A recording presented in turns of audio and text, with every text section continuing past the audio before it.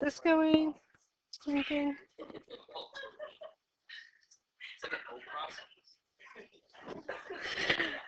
Okay, so we're going to easily finish all of chapter 5 today, which is nice. We're going to get caught up. We're going to be ready for our lab on Wednesday, which is all about enzymes. So we're going to revisit ATP as an important energy molecule, and then talk about enzymes. And so while we're reviewing, this is an ATP molecule. The word ATP that we use is just an abbreviation for adenosine triphosphate. So if you look at the molecule, you can see 1, 2, 3 phosphate groups. That's where the triphosphate comes from. The adenosine comes from this part of the molecule here, the adenine, and then we have a ribose sugar. So if you look at this molecule, what kind of molecule is this? A nucleic amino. Let's just put all the words together. Nucleic acid. It's got a ribose sugar, phosphate. Yeah. So this is a nucleotide, right? This is a nucleic acid. It's got a ribose and a nitrogenous base. We can't see the net ends for nitrogen here. They're implied. And then we've got 3 phosphate groups. So just reviewing a little in our remembering materials from exam 1, because this is a cumulative class. So ATP is a nucleotide. It is the energy currency of the cell, and it's a molecule that is used to both capture and transfer energy. Okay. So when we have a reaction that gives off energy, we can use that excess energy to make an ATP molecule. We don't want to have energy just going rogue, bouncing around inside the cell, right? If we have energy being given off, we want to immediately capture it, because otherwise it has the potential to damage other things inside the cell, right? So ATP is going to be what we're going to do when we have that excess energy. We're going to make an ATP molecule to capture that energy, and then we can move it somewhere else. You have a question? Okay, they're super smiley. Wondering what you're thinking. Got it. I think we need a visual aid. Like, are you artistic? Can you produce like a? Yeah. Oh, sure. So when we think about our ATP molecule as a molecule that we can use to capture and release energy, we talked a little bit already that when we hydrolyze ATP, it yields energy, right?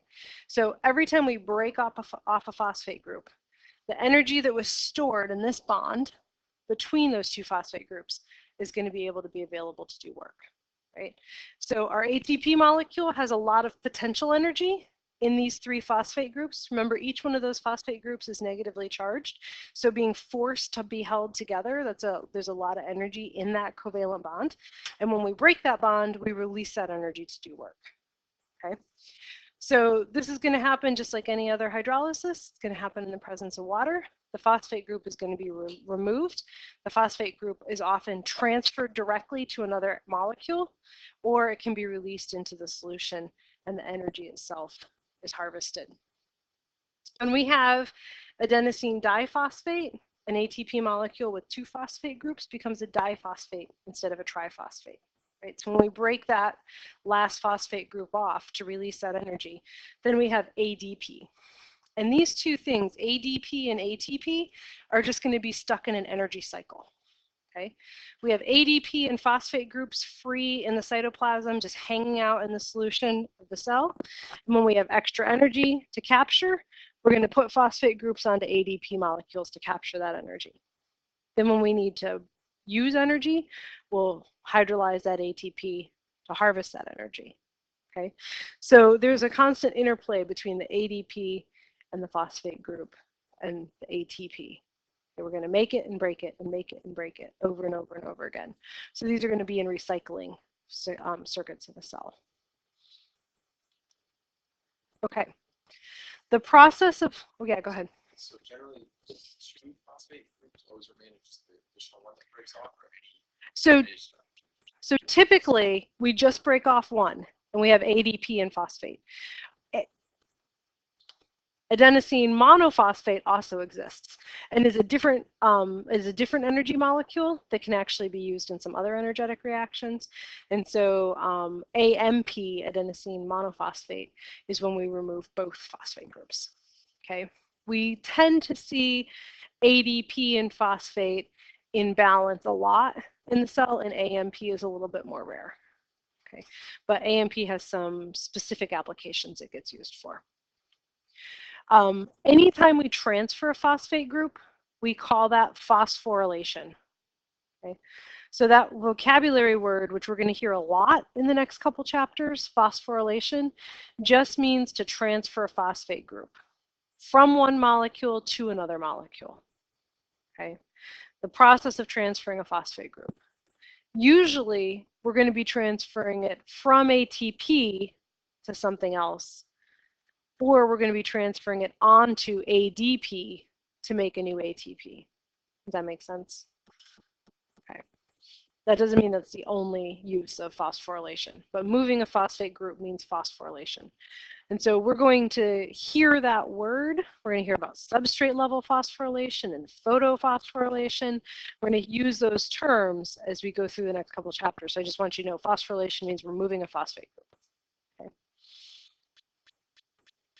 So if we have adenosine monophosphate and we phosphorylate it, we add a new phosphate group to it, we get adenosine diphosphate, ADP.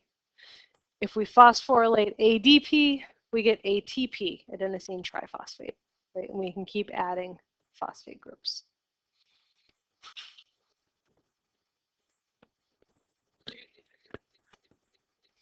Not that I'm aware of. Probably limitation of what the individual components of the molecule can handle. Like this is already really hard to make this happen. I think probably don't have enough incentive to go to the next step. Phosphorylation is always like additive. No, it can. It can go both ways. It's not necessarily, so phosphorylation is not necessarily additive. It just means transfer of a phosphate group. So whether we're moving a phosphate group off of a molecule or onto a molecule, it's still phosphorylation. Okay. So on the ATP, that's like free potential energy.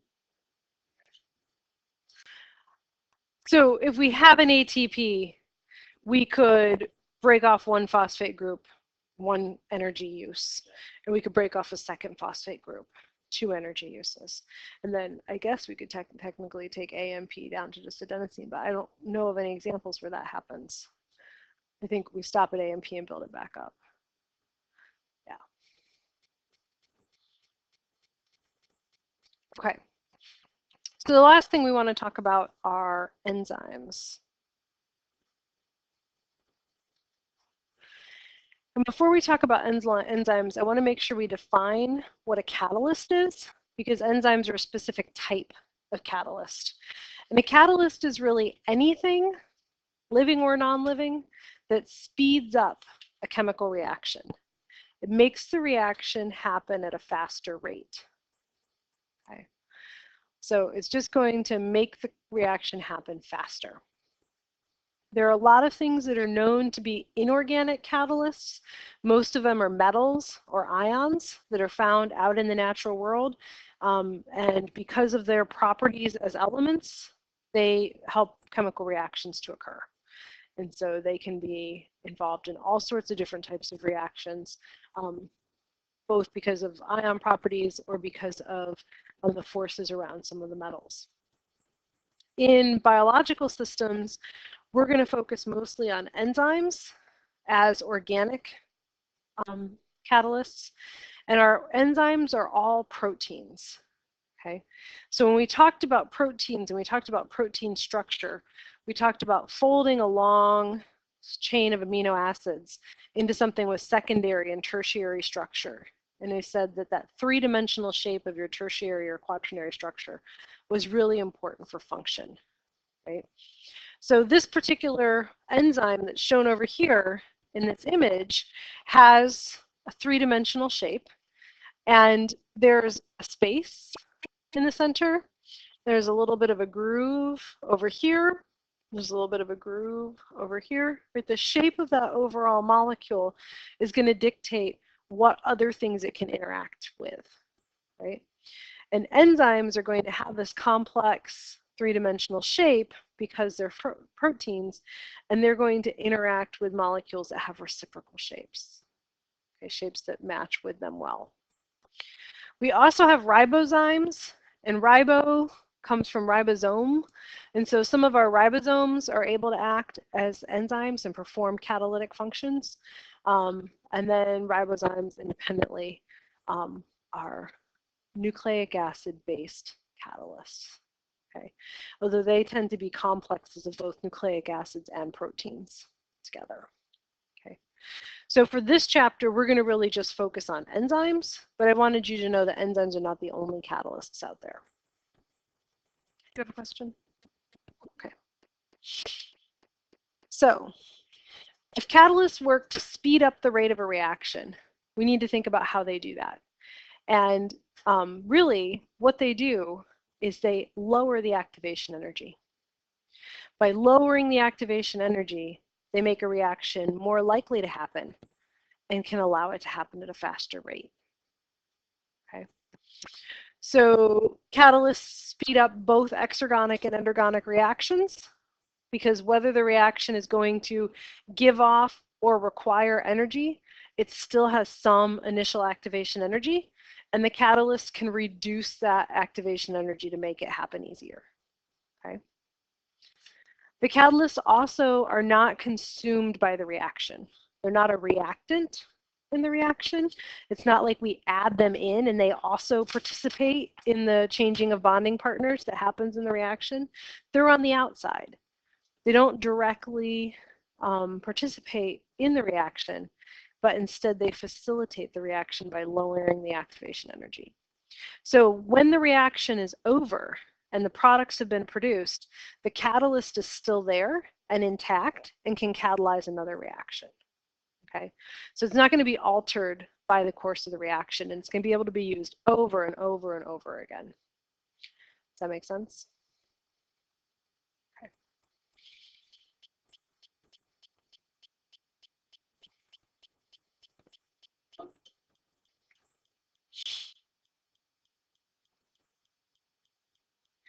So enzymes are a biological catalyst, an organic catalyst that lower our activation energy.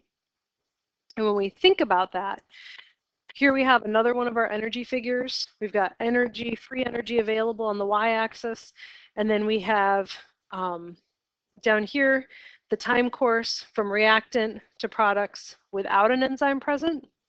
And so if you look, here's our reactant molecule sitting here in that little divot like our ball at the top of the hill, right? In order for this reaction to occur, we have to surmount the activation energy barrier. So this molecule is going to have to get up here and become unstable enough for the reaction to occur, right? So if we add in an enzyme, what the enzyme does is it drops that barrier. It doesn't completely eliminate the activation energy barrier. There's still activation energy, but it greatly reduces the amount of activation energy that the molecule has to overcome in order for the reaction to get started. Okay, and we'll look in just a minute at some ways that enzymes sort of directly facilitate helping the reaction to get started. Okay, but they're going to reduce that energy barrier. So now it's easier with an enzyme for this reactant to become these products than without the enzyme when we had this much higher barrier. Okay. Oh, that says the same thing. This is just saying it graphically. I leave these in here sometimes because for some people this figure makes more sense. So you can peruse that at your leisure. Okay, so I want to talk specifically about how enzymes work. And one of the first things you need to know is that enzymes are highly specific. So most enzymes catalyze a single type of reaction, or in some cases, a handful of reactions that are similar and maybe involve related starting points, related reactants. Okay, so some enzymes might work on a class of related molecules, or they might work literally on just a single molecule. Okay, the enzymes are highly specific. Again, this is that shape gives us our function, right? The structure of the enzyme dictates what molecules it can meaningfully interact with. And if you have a change in that structure and a change in that shape, then you're not going to be able to do the same function, right? Now, just to make things more complicated, we were talking earlier today about why do we have so much unnecessary vocabulary. In enzyme reaction world, the reactants are called substrates. They're still just the reactants. They're the reactants that are going to participate in a reaction and become products. But we talk about enzymes and substrates in enzyme reactions. And I don't know why we have to have another name. I'm sorry, I don't have a good answer for that. But we call them substrates. The substrates fit into a particular location on the enzyme, a shape, a groove, or an opening on the enzyme that's known as the active site. Okay, and I wish I could draw. I'll use my pointer over here. So if this purple shape is our enzyme, this groove right here is the active site. Okay, and if you look at that enzyme relative to our reactant, our substrate up here, the substrate is close in shape to the active site.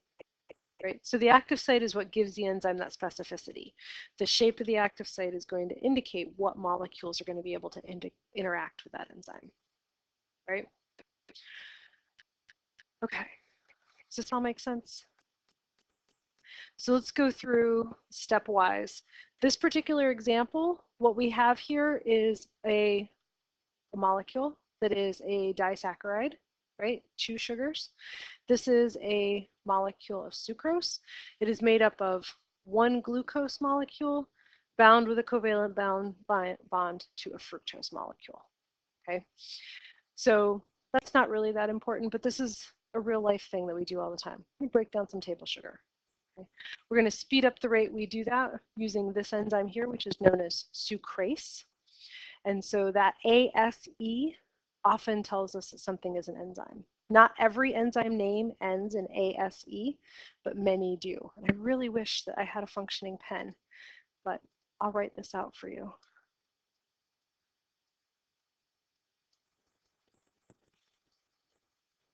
Not super smooth, but I made an effort. Okay, so sucrase and that ASE is really common in something that's an enzyme. So when you see that, when we go through those figures, you'll see that, you'll be like, oh, that's the enzyme that catalyzes that reaction. Okay.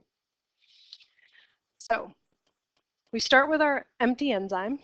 Remember, the enzyme is not going to be consumed by the reaction. It's not going to be altered by the reaction, but it's going to interact with our substrate. In this case, our substrate is our individual molecule of sucrose. Right? So we're in the aqueous environment of the cell. These things are floating around in that medium together, and our sucrose is going to come in to our sucrase and interact with it at the active site. Right? When that happens, when the substrate comes into that active site, our enzyme is going to actually respond by changing its shape a little bit. And we call this induced fit. I like to think of it as the enzyme gives the sucrose a little hug. It's actually going to change its shape so that it fits more tightly around that substrate. And that's going to help it to change how that molecule reacts. Right? If you look in this image, you can kind of see, just even with this depiction, this V here is shallower than this V. As the induced fit occurs, it actually puts stress on that covalent bond in this particular reaction. And so as the enzyme sort of gives that substrate a little bit of a hug, it's going to stretch that bond. That's going to make this covalent bond more susceptible to the surrounding water. and a hydrolysis reaction occurs. The water is going to come in and break that covalent bond. The enzyme reverts to its original shape. The induced fit relaxes, right? And now we have our two products nestled in that enzyme. Then the products release. Our enzyme is exactly as it was at the beginning, right? It can interact with the next sucrose and the one after that and the one after that and just keep breaking those molecules down, right? These guys are just going to float off into the solution, right, to go interact with some other molecule to be digested in cellular respiration. That makes sense?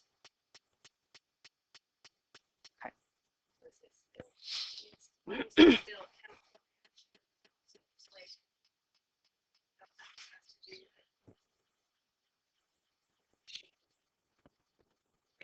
Right, so the chemical reaction is our reactant, our sucrose, breaking down into its component parts, glucose and fructose. Right, that's the chemical reaction.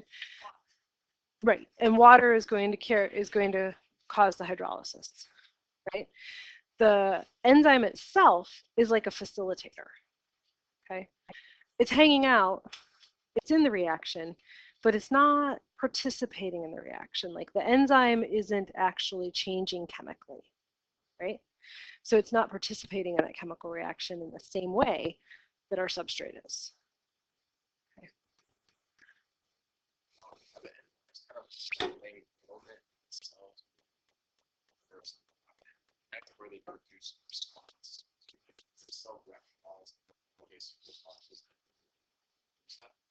Yeah, so when we get to the third half of this class, we're going to talk about some of the signals for that, but exactly what you just mentioned is true.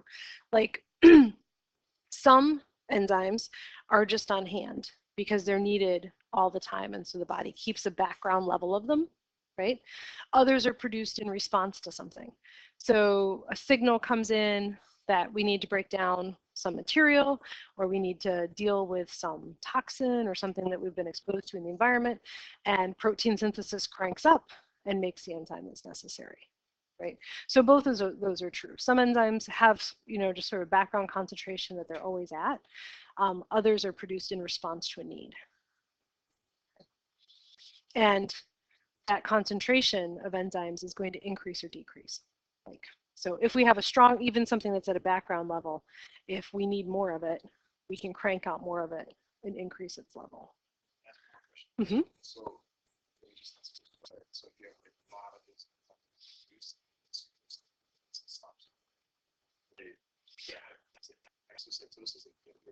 you recycle. Yeah, so remember that at our basis, our protein is just a chain of amino acids, right?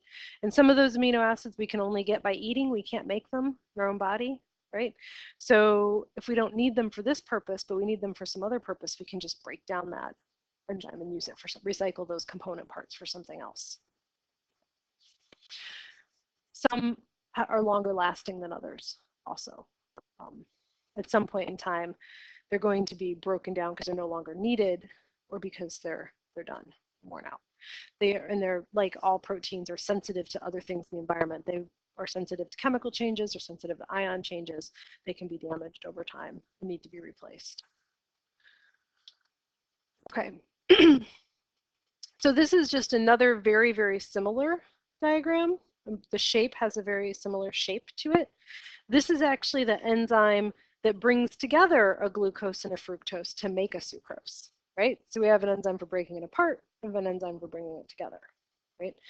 This one is also going to undergo that induced fit, bring them together, and so the enzyme has a more open shape in its default position.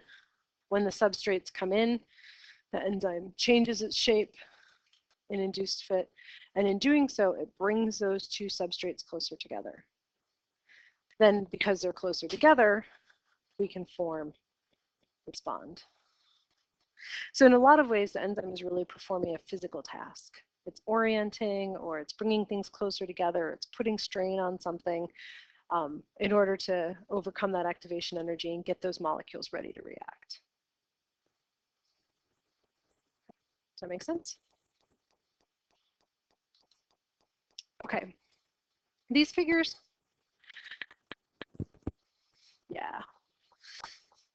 Something is definitely not okay with this smartboard, right? Did I lose my?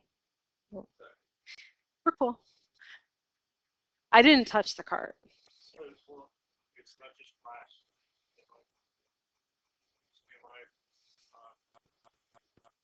glass. I did. I checked them all right before we started the second lecture. Yeah, it could be up there. I'll mess around with it after class. Okay, so these figures are not in your book, but I think that they're useful to help you to kind of visualize the ways that the enzyme works. So we talked a little bit in the induced fit diagram about bringing things closer together or putting strain on things. So one of the ways that enzymes can work is actually to orient the substrates, to make them line up. So if we have two separate substrates and the place that they need to bond is here, right? If they're like this in the solution, they're not going to bond. But if we orient them properly, then they can make that connection. And so the enzyme actually helps to orient the substrates so that they're in the right position, and that facilitates bonding. So in this particular example, we have a molecule that helps to synthesize something called citrate, and this enzyme is going to take these two substrates and fit them close together so that they can form that bond. Okay. So in this case, the enzyme is actually doing an orientation task.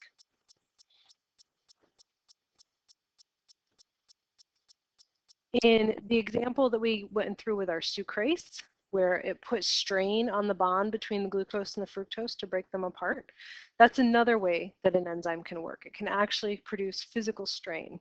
And so by stretching the bond or stressing the outer surface of something like a bacterial molecule or bacterial cell, it can make them more susceptible to hydrolysis and help break them down.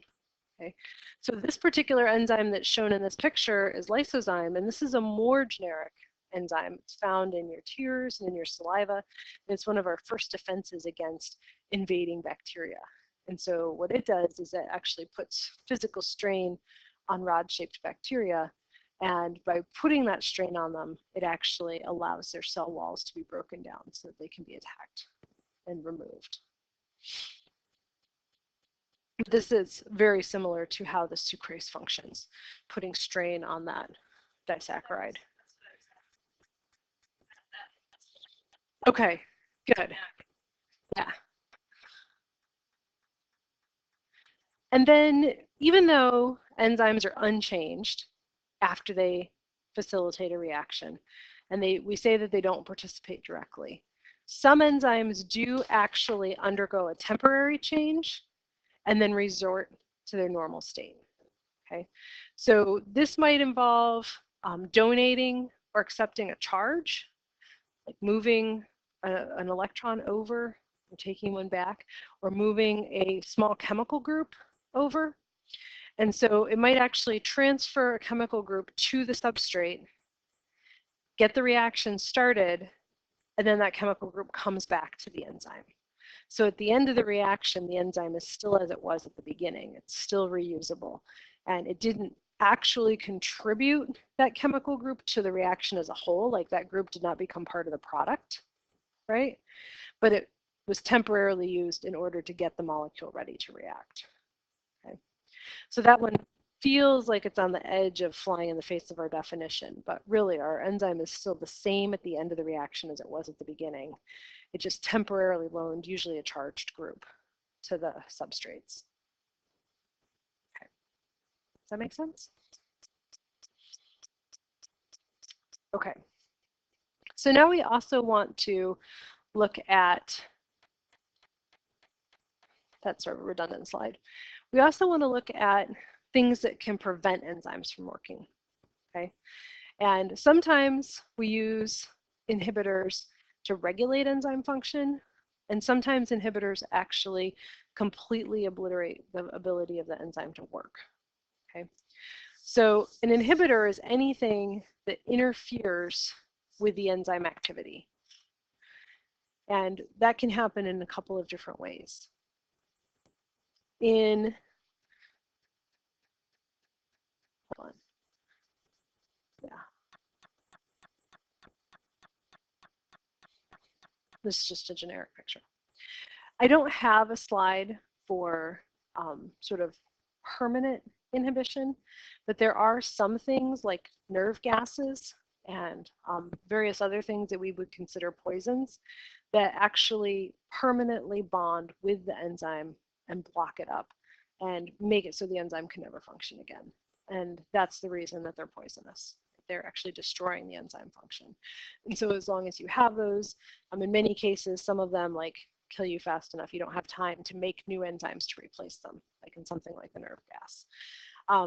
Most of what we're going to talk about and what we see in biological systems is actually temporary inhibition, and we use it as a way to turn enzymes on and off, right? So instead of recycling them, if we don't need them right now, we can turn them off, and then we might use them in an hour, or we might use them tomorrow, right?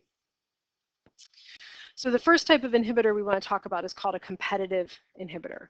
And by competitive, we mean that it competes with the normal substrate. So we have the substrate, the enzyme is specific to that substrate, and is going to break it down.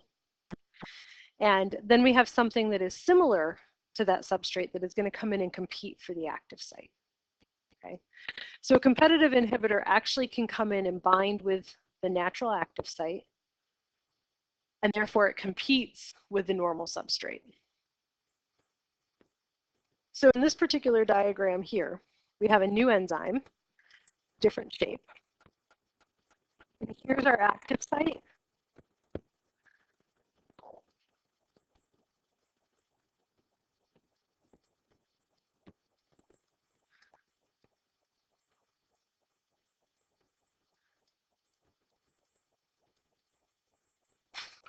That's painfully tedious.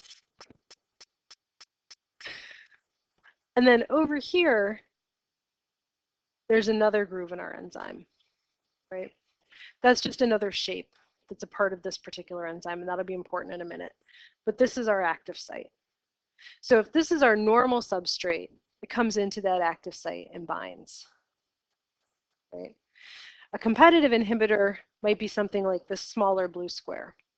It has a similar enough shape that it fits into the active site, but it's not the normal substrate. It doesn't have the whole shape. But while it's in the active site, our natural substrate can't come in. And so it sort of temporarily blocks up the enzyme. So any competitive inhibitor is going to be something that binds with the active site and prevents that enzyme from doing its job for the time period that it's inhibited. A non-competitive inhibitor also comes in and interacts with the enzyme, but it binds somewhere else, not at the active site. So it might come and interact with this groove over here, right? That is not the active site. And when that happens, it actually changes the shape. And by changing the shape, it makes it so that our natural substrate can no longer fit into the active site. So if we have a non-competitive inhibitor come in and bind in this position, and that causes the active site to narrow and to change its shape, now our natural substrate, again, can't fit. And as long as that competitive or non-competitive inhibitor is in place, this enzyme is essentially out of action, right? It's turned off, it can't function. That makes sense? So competitive inhibitors compete for the natural active site. Non-competitive inhibitors bind somewhere else on the enzyme and change the shape of the active site so that it can't bind with its normal substrate.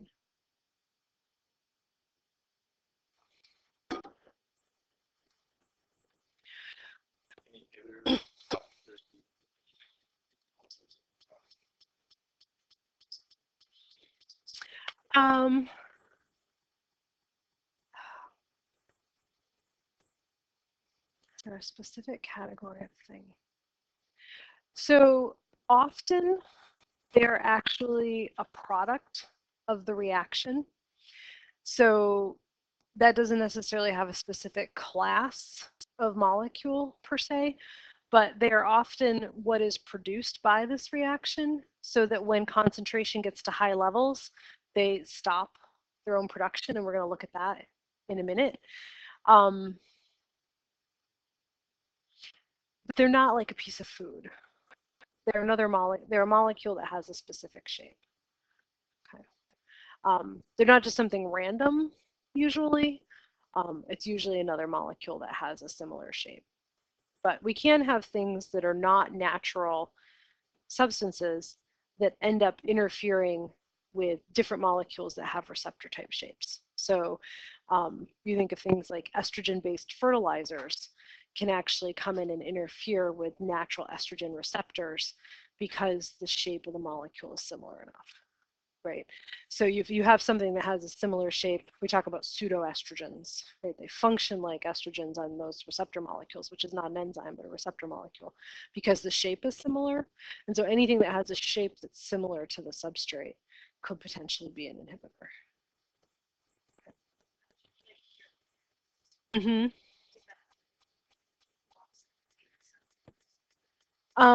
It actually binds with the enzyme. And so instead of like fitting into a space, like at the active site or a non-competitive site, it actually covalently binds with the enzyme, permanently changing it. And so it takes it out that way.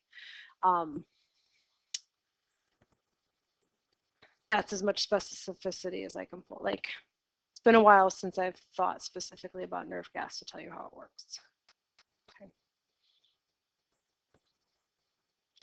So if we come back to this picture, which we looked at in the beginning, remember that I said each line is a metabolic pathway.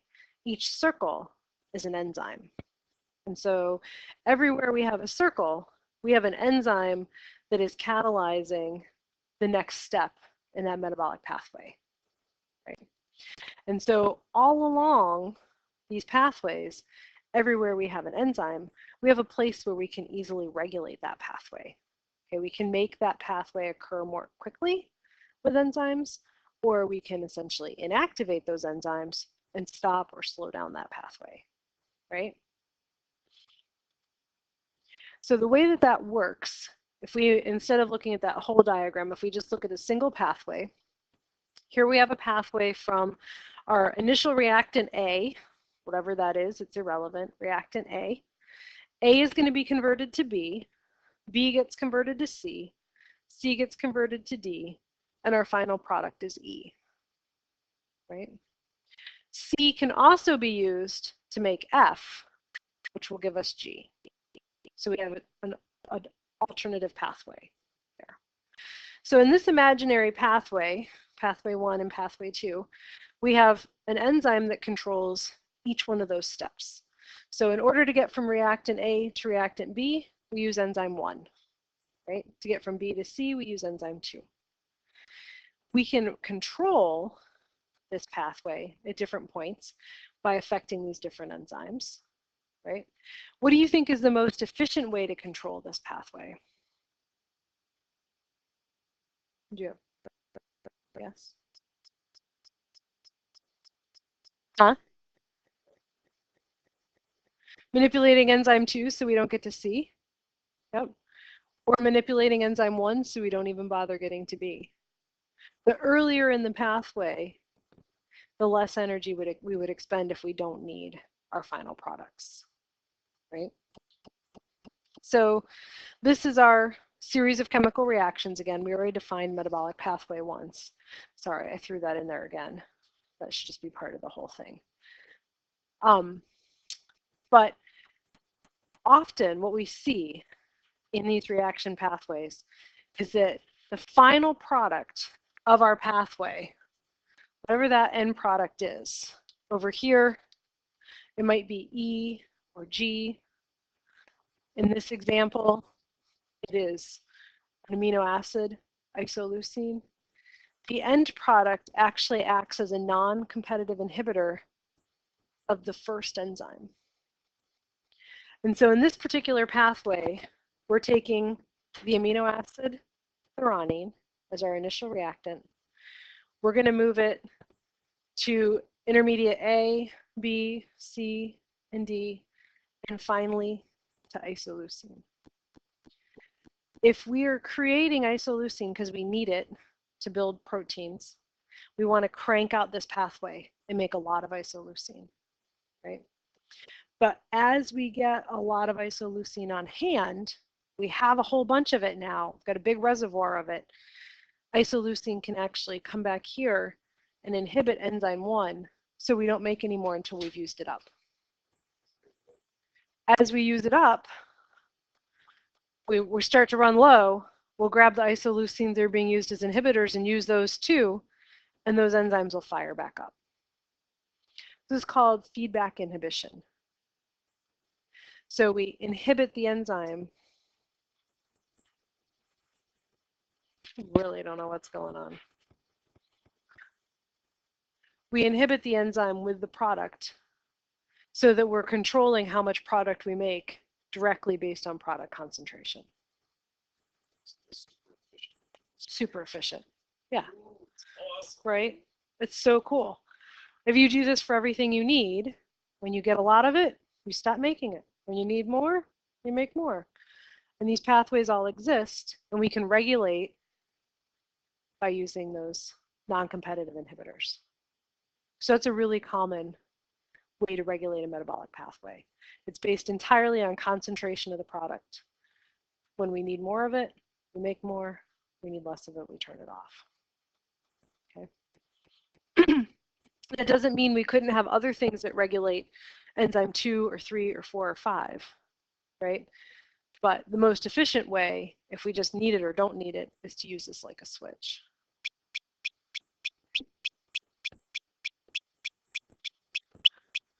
All right, the last thing that I want to talk about with enzymes is their requirements. And so enzymes cause reactions to happen at a faster rate, right?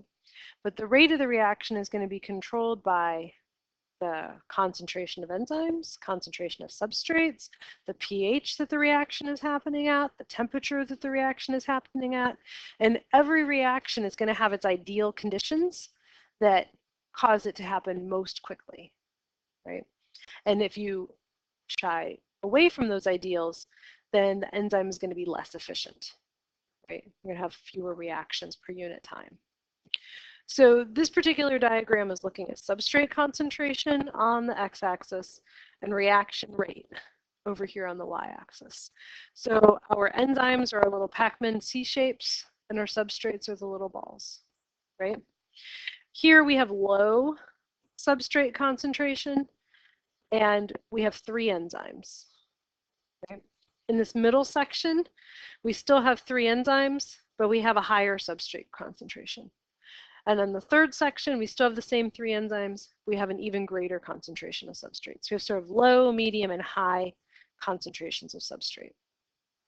Down here at low substrate concentration, the reaction rate is also fairly low, okay? Because there's a whole bunch of empty space in here. And the enzymes and substrates are relying on molecular motion to find each other. And there's all this empty space to travel through. So the likelihood of them finding each other and actually catalyzing a reaction is lower. As you increase substrate concentration, there's less empty space, reaction rate goes up, you're more likely to find each other. Okay. And as we approach a very high substrate concentration, we sort of reach the maximum rate that that reaction can occur at. We often talk about the saturation point, the point at which we have so many substrates that basically the substrates have to sit around and wait for the enzyme to finish the previous catalyst, right? So at some point, we can't go any faster because now we're limited by how long it takes for the reaction to actually occur, right? So we have to wait for an enzyme to be available. So we can increase reaction rate by increasing the amount of substrate available to a point. And then at some point, we can't go any faster unless we also increase the amount of enzymes available. Does that make sense? Okay. I'm going to skip this slide and skip that slide until after we do lab on Wednesday. And then next Monday, we'll spend just a few minutes talking about the results of the lab. Okay. Enzymes also have an optimal temperature. The enzymes that work in your body, what do you think their optimal temperature is? 98.6 Fahrenheit, 37 Celsius, right? Human body temperature. They're going to mostly work best at that temperature. We get too low, we get too high, enzymes don't work as well. That temperature, again, is rate of molecular motion, right? So at low temperature, the molecules just aren't moving very fast. And so it's less likely that the substrate and the enzyme are going to find themselves next to each other in the solution, because now they're moving like turtles swimming through peanut butter, right? Really slow. As you increase the temperature, molecules start moving faster, they find each other faster, we kind of reach this optimum. What happens, do you think, when you get too hot, get really hot? Enzyme has too much energy. I like this. Right? What happens if those atoms are all moving really, really, really fast inside the molecule itself, inside the enzyme itself? It starts pulling apart those hydrogen bonds, right? It denatures, exactly. Because our protein structure is based on hydrogen bonds and covalent bonds within the amino acid sequence itself, right? Within that original primary structure. So if you start moving all of those components around really fast, you pull apart those hydrogen bonds and you have denaturation. So if you get too far beyond the optimum, enzyme activity plummets, because now you've just essentially destroyed your protein, right? The enzyme can't function anymore. The same is true for pH. So these different enzymes work at different places in the body and have different optimums. So if you look at pepsin, pepsin works best at a pH of 2. So where do you think that might be found in the body? Stomach, right? A place where you have a really low pH. So this enzyme is actually breaking down proteins in the stomach. As soon as that material in the stomach moves into the intestines, it doesn't work anymore because the pH shoots up and pepsin is inactivated. Okay. Chymotrypsin has an optimal pH just over 7. Arginase has an optimal pH that's on the basic side. It all depends on where they're working. Their pH is going to be, their optimal pH is going to be suited to where they're found in the body. Okay, that's it for chapter 5. You guys have any questions on energy and enzymes?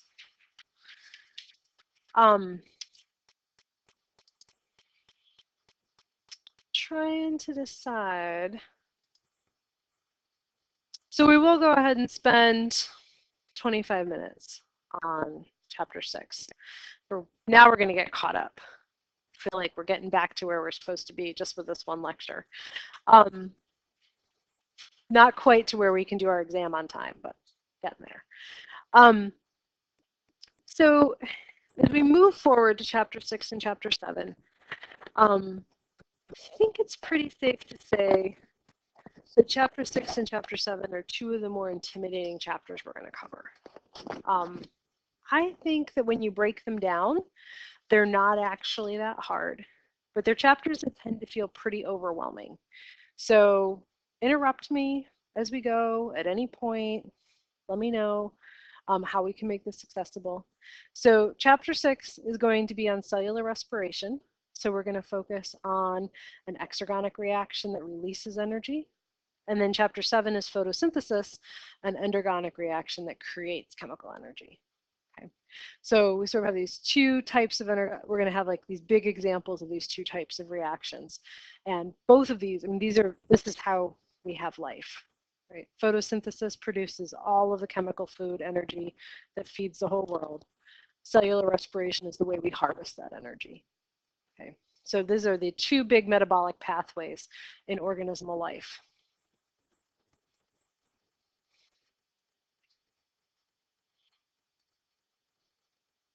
Okay, so we're going to talk a little bit big picture about energy in living systems, and then we're going to give an overview of aerobic cellular respiration.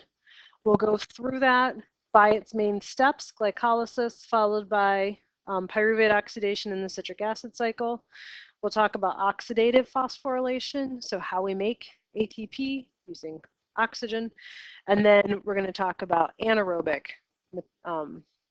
metabolic pathways, metabolism without oxygen. Okay, so ATP, we just looked at this, right? We had this exact slide. ATP is a nucleotide that captures and transfers energy. Okay? So as we start to talk about cellular respiration, we're going to be talking about how we make ATP for the body.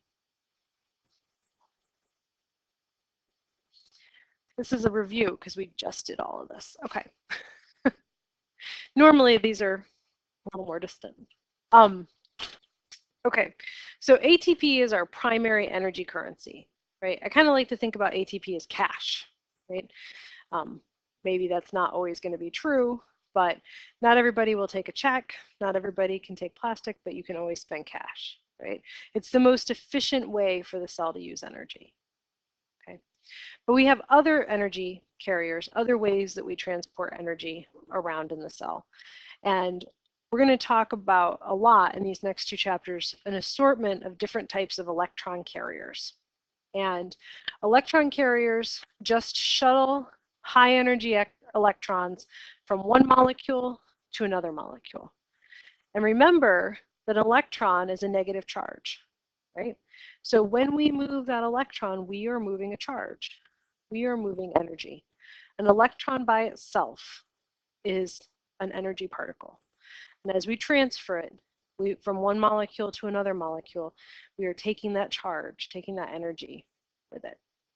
Okay. So I like to think of electron carriers as the soccer moms of the cell. They're just driving around all day, one molecule to another molecule, moving electrons from here to here, from here to here, back to their original source. They're moving that energy around.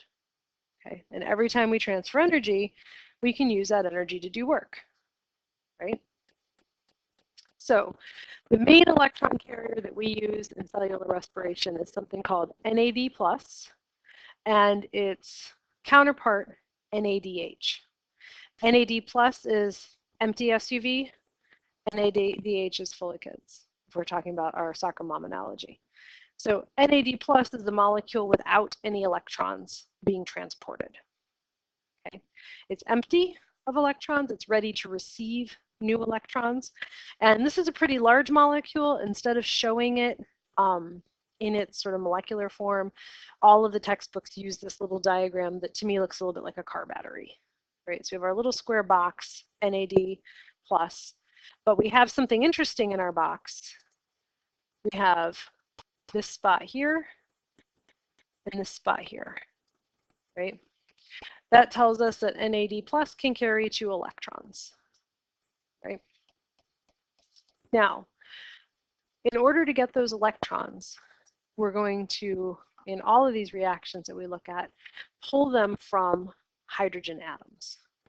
Remember that a hydrogen atom is 1 proton and 1 electron, right? So if we have 2 hydrogen atoms, as in this diagram, we have 2 hydrogen ions, 2 positive naked protons, and 2 electrons. So NAD+ is going to interact with those hydrogen ions, or hydrogen atoms, and it's going to take both electrons and one of the protons, the hydrogen ion, and it's going to leave a hydrogen ion left over. So when NAD+ picks up electrons, it actually picks up 2 electrons and a hydrogen ion to become NADH. And then now our little shuttle is full, and it's going to go drop off those electrons and that hydrogen ion somewhere else in the cell. So this is another way to move energy around. We can make ATP and transport it throughout the cell, or we can transfer electrons via the hydrogen atom to an electron carrier and transport it around the cell. So this is just giving us a specific example. Here we have a 3-carbon molecule. The little gray or black balls in all of the diagrams represent individual carbon atoms. And so we have a 3-carbon carbohydrate here, and NAD+ is going to go and pick up that, wait, hold on. We're going to summarize our little carbohydrate. Sorry, I had to look and see what's happening, and switch it and get off our 2 hydrogens, and NAD+ is going to pick up those hydrogens. The rest of the enzyme for this reaction isn't shown. Those 2 hydrogens are going to give 1 hydrogen and 2 electrons to NAD+, and 1 hydrogen ion is going to go out to the solution. Okay, remember, this is all happening in the cytoplasm. In this case, it's happening inside the mitochondrial matrix. That hydrogen ion is just going to go out to the solution and be part of the concentration in the solution. Okay. If we come back to ATP, we're going to see as we go through these reactions that the making of ATP and the hydrolysis of ATP are going to couple endergonic reactions and exergonic reactions. So if we have an exergonic reaction here that is releasing energy, we can use that energy to phosphorylate ADP to make ATP, right? If we have a reaction over here that is endergonic and needs energy, then we can hydrolyze ATP and provide the energy for that reaction. And ATP is going to be our intermediate between these 2 reactions. So typically, in an organism's metabolic pathway, we're going to couple these reactions so that they're nearby each other, so that when this ATP is created, it can just go over and transfer the energy to a nearby reaction. Okay. So we're going to have, we want to try to minimize our transport distance for ATP, because that can take energy if we've got to drive it all the way to the other side of the cell. So we want to, if we keep them close together, we can couple these reactions and make that transfer very quickly. Okay. So now I want to give you an overview of the cellular respiration process when oxygen is present. And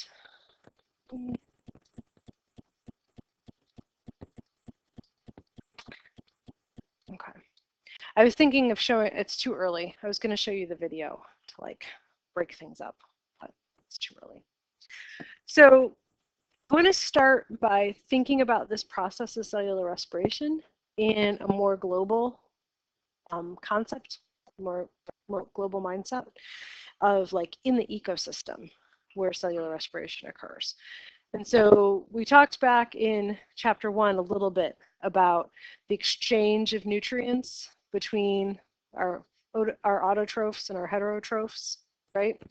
That happens via photosynthesis and cellular respiration. So this formula down here at the bottom is the overall reaction for cellular respiration. There are multiple arrows shown because there are many steps in this reaction. We don't just go from these 2 reactants to these 2 products in a snap, okay? There's more than 20 reactions represented by these arrows, okay? So this is just sort of the overview reaction.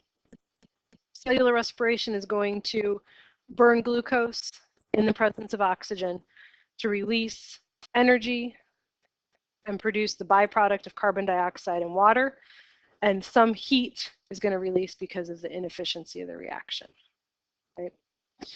If we look at cellular respiration and photosynthesis together, up here, cellular respiration is occurring in the mitochondria, and it is going to take oxygen and glucose and produce water and carbon dioxide. Water and carbon dioxide are the reactants of photosynthesis. And so the products of cellular respiration are the reactants of photosynthesis. Photosynthesis is going to apply a lot of energy to carbon dioxide and water to make sugar and oxygen as a byproduct. So the products of photosynthesis are the reactants of cellular respiration. So these two processes feed into each other. If you're a plant and you're doing both of these processes in your body, this is happening like within each piece of tissue of the plant, right? On an ecosystem level, these two reactions are feeding into each other, in that if we didn't have any plants, we wouldn't have any oxygen to breathe, right? The reason there's a surplus of oxygen in the atmosphere is because plants are doing photosynthesis. We also wouldn't have anything to eat if there weren't plants, right? Because plants are producing all of our sugars. Okay. Also, for big picture context, the entire reason that you have a respiratory system and breathe is so that oxygen is available for cellular respiration to occur. Okay.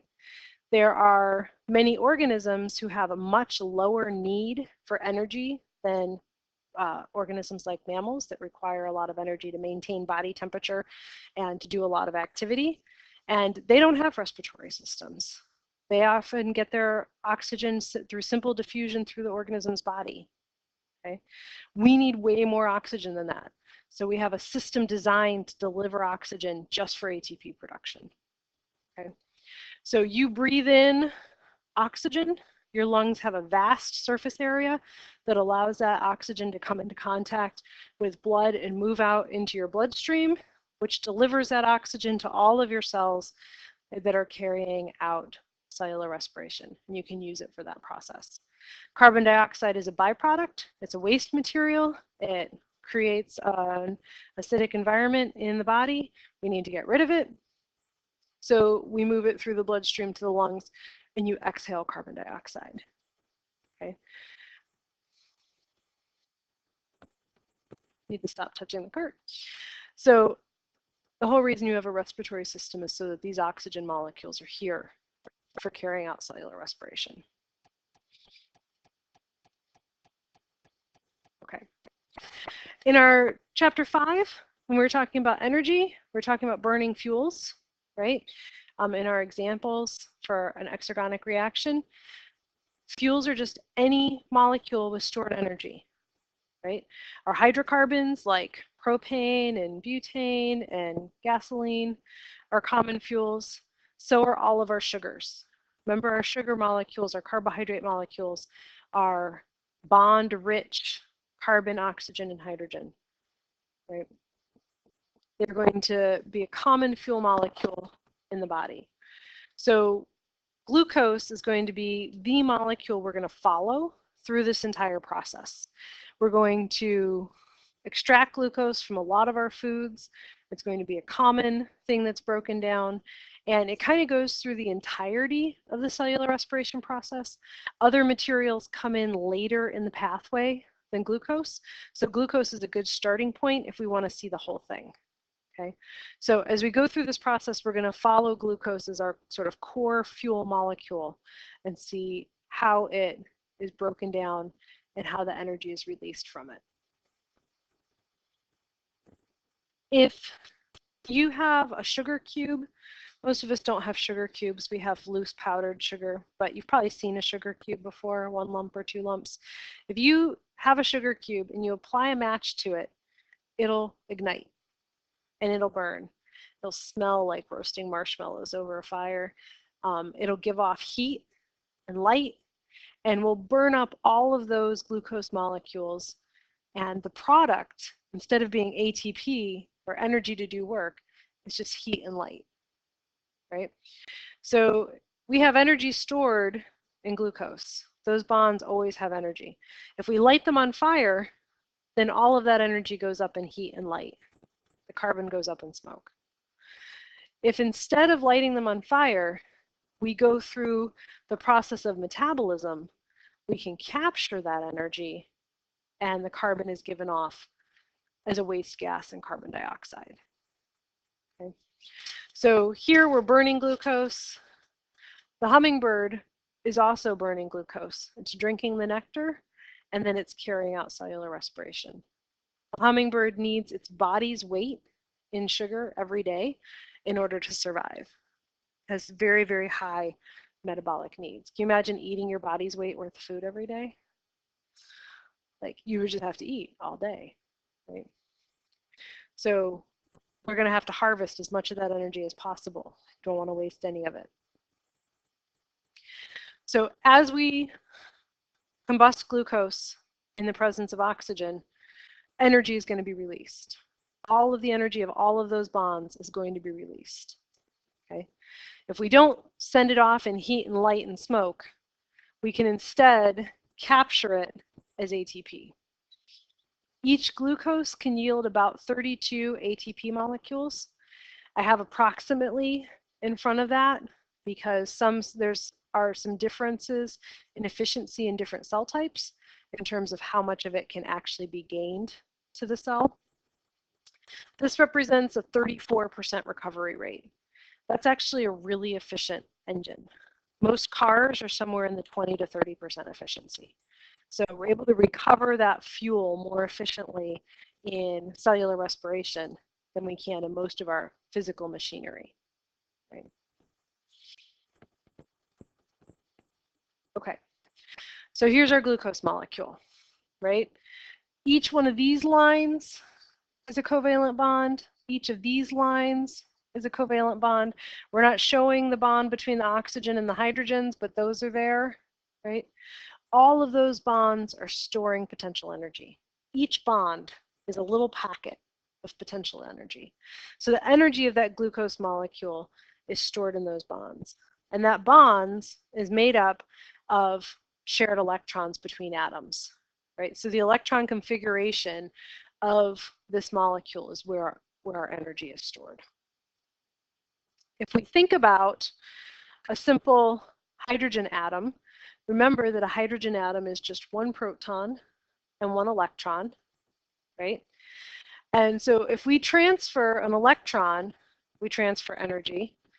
And often we can just transfer the whole hydrogen atom and transfer the energy of that electron as well. So as we break down our glucose molecule, we're going to basically pull off electrons. And sometimes those electrons are going to be accompanied by the whole hydrogen atom itself. So we're going to disassemble our glucose molecule, one hydrogen and one electron at a time. And by transferring those little packets of energy, we're going to increase our efficiency. And we're going to be able to capture most of the energy, the maximum amount of energy that we're pulling off. Okay. So here's our energy profile for burning glucose. Here's our free energy across the top, time course of the reaction across the bottom.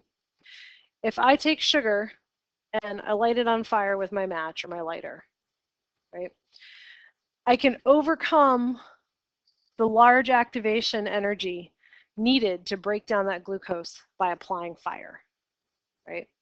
That is my source of energy to get that reaction started. And if I do that, all this free energy is released. It goes out as heat, a little bit of light. None of it is stored or harvested to do work. Our end product is carbon dioxide and water. In an organism's body, instead of doing the fast burn and releasing all of that energy, poof, in one shot, we do the slow burn, meticulous disassembly of that glucose molecule.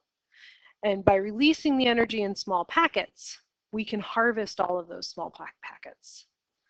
So instead of overcoming one big activation energy, we overcome activation energy in a series of small steps using enzymes. Okay? So if you were to add up all of these red activation energies, they would be the same as this total activation energy. But instead of overcoming it all at once and releasing everything that the glucose has to offer, we overcome it in small steps.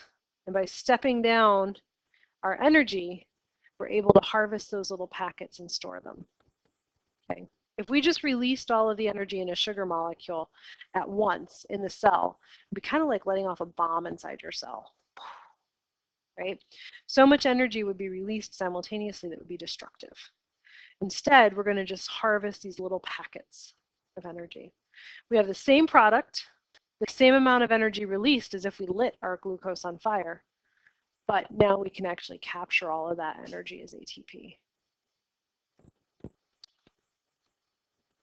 Okay, so our glucose is going to lose hydrogen atoms, and the remainder that's left over, the CO2, is a waste. Okay, so our glucose is this carbon skeleton with a lot of oxygen and hydrogen attached to it, right? Remember our 1 to 2 to 1 ratio. All of these hydrogen atoms, all 12 of them, are going to be pulled off in our disassembling and our energy transfer. The leftover carbon and some of the oxygen is going to be a waste gas we have to get rid of. We also are going to produce water molecules by adding some of our hydrogen from our glucose to the oxygen that's part of the combustion process. Okay. So oxygen comes in via respiration. We're going to move some of the hydrogen atoms from glucose to oxygen to make water. We're going to move some of the hydrogen atoms off as energy, and we're going to be left with carbon dioxide as a waste material. Okay. So glucose is going to give up its energy as it loses its electrons in the form of hydrogen atoms. You with me so far?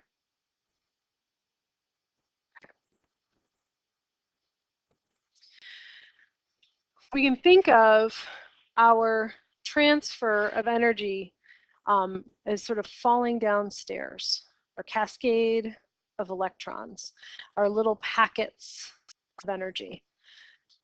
And so our NADH is going to be our carrier that moves this energy around.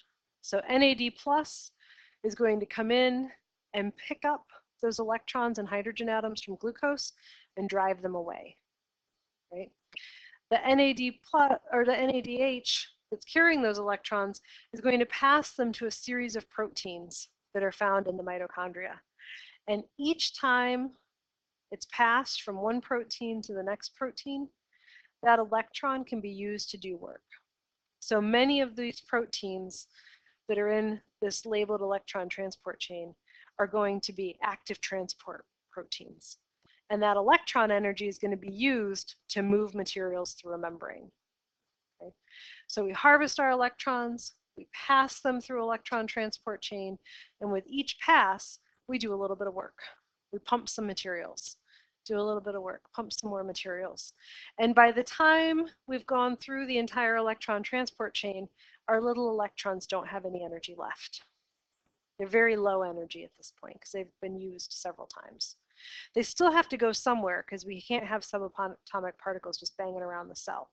So we transfer them to an oxygen to make water. So oxygen exists. We have oxygen in our system to catch these electrons at the end of this process. So, NADH. That's right. Okay. This electron transfer chain, what exactly is it? So it releases all of these energy. It's controlled transfer of energy. Yep. What does it do with the electron? And so it's going to harvest energy from the electrons each time the electrons are passed. A little bit of energy is going to be harvested, and that energy is going to be used to pump materials, ultimately to make ATP. And we'll see this at the end. This is, I'm just sort of giving you the overview of that electron transport, how these things tie together. We'll come back and go through all of this in inordinate detail. Okay. I'm going to stop here with this overview of aerobic cellular respiration. So when we carry out the burning of glucose in the presence of oxygen in an organism body, we're going to start with glycolysis, the splitting of the sugar. We're going to follow that with pyruvate oxidation. We're going to move the product of pyruvate oxidation through a cyclical cycle called the citric acid or Krebs cycle. And then separate over here, we have oxidative phosphorylation, which is electron transport and chemiosmosis. So all of our electrons are going to go to this last step and be harvested as ATP. So on Wednesday, we'll start with the video that gives you the overview of this. I've posted that video on the Moodle page, so you can look at it in advance if you want. We'll kind of go through the whole process. This is a really good summary slide, and we'll go through each one of these 4 steps in excruciating detail. Promise. Okay. And we'll stop there. If I can get it to stop.